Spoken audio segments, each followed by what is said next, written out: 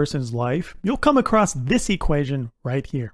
And for almost every one of us, we just go, I'm gonna take your word on that because I can't imagine ever really needing to understand that.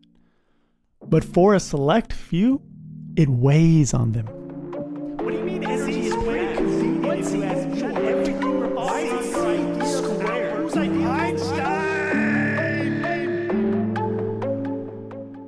Well, take my hand, inhale, and I'm gonna lead you through this.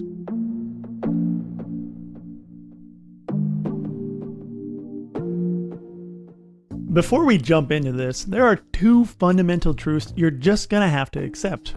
Otherwise, you can just get. The first is that momentum is conserved. I don't know why, no one knows why, just in the universe, momentum is conserved. The second thing you must accept is that this right side only equals this E if all of this mass is converted into energy.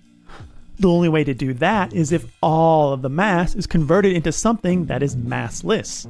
This could be kinetic energy, gravitational potential energy, binding energy, all kinds of energy. But I want to simplify things since kinetic energy and gravitational energy are also mass dependent. Instead, let's say we want to convert all of this M into a massless entity. What's a really common massless entity? Yes, the photon or light. So I want you to think of this equation as, if I converted all of this mass into light, this is how much light energy I would have. Okay. Momentum. Momentum is the ferocity of your motion through space. It's a really simple equation. Momentum equals mass times velocity. It's pretty easy to see that if something has zero velocity, it has zero momentum. The issue with that assumption is there's no such thing as zero velocity. The messed up thing is that you're always going to find someone who sees you as moving. Right now, the people, or fish, 180 degrees around the world from you are moving in the opposite direction.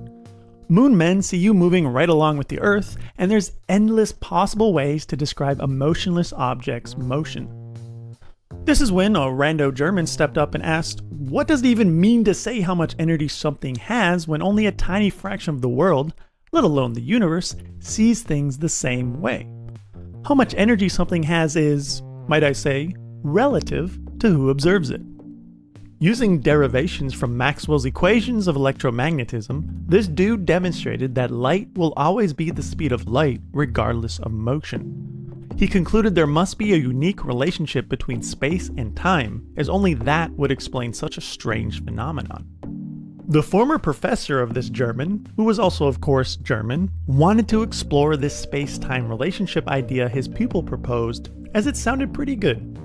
He soon established a mathematical basis proving we actually live in a four-dimensional reality.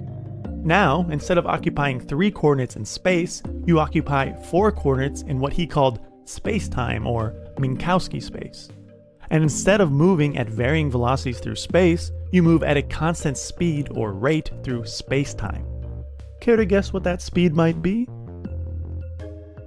Suddenly, nothing is relative. It doesn't matter what velocity or momentum through space I measure, it's moving through space-time at the same speed as everything else. If I return to ye olde equation with the assumption that everything is moving at the same speed through space-time, I can factor out one of these c's and I suddenly get this. The mass times its speed through space-time, c, times c. Well, mass times velocity is just momentum, so this describes a directionless momentum.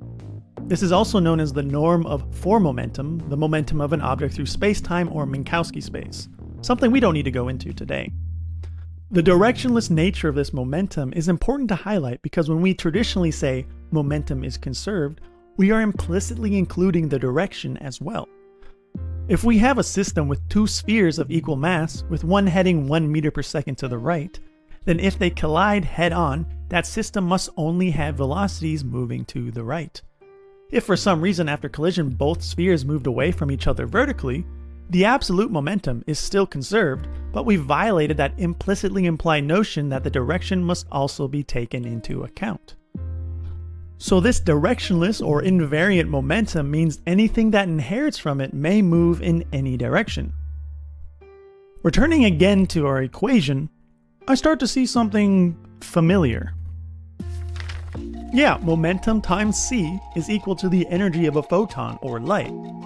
Huh. E equals mc squared is another way of describing the light energy that would be released if we were to convert all of the energy stored as mass into massless pure energy or photons. Why is this knowledge useful? When we convert mass into energy, it doesn't always convert into light. In fission reactions, this mass is often released as kinetic energy. What an observer measures as kinetic energy can be a bit confusing if we consider the relativistic nature of observation.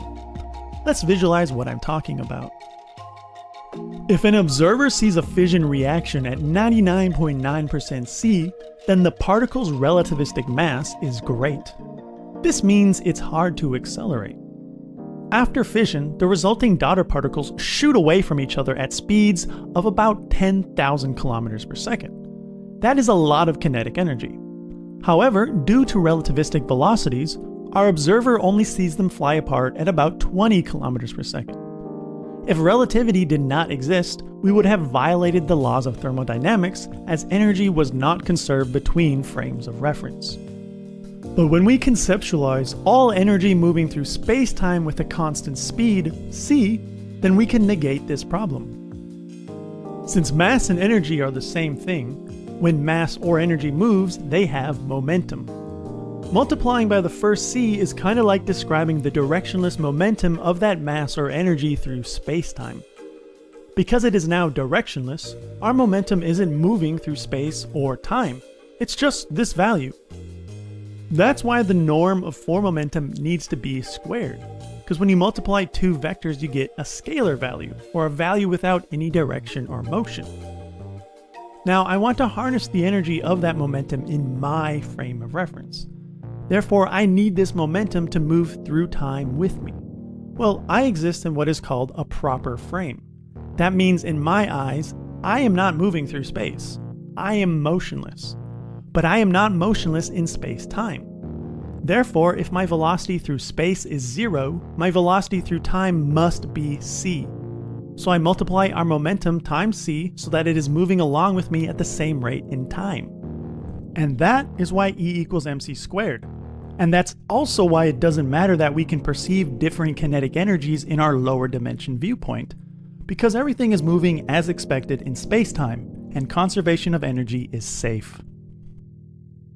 In summation, the amount of energy something with mass or a frame of reference has is relative to the frame of reference of the observer. If we describe that energy or mass as something that doesn't have a frame of reference, such as light or momentum through space-time, then E equals mc squared elegantly explains the absolute energy that would be.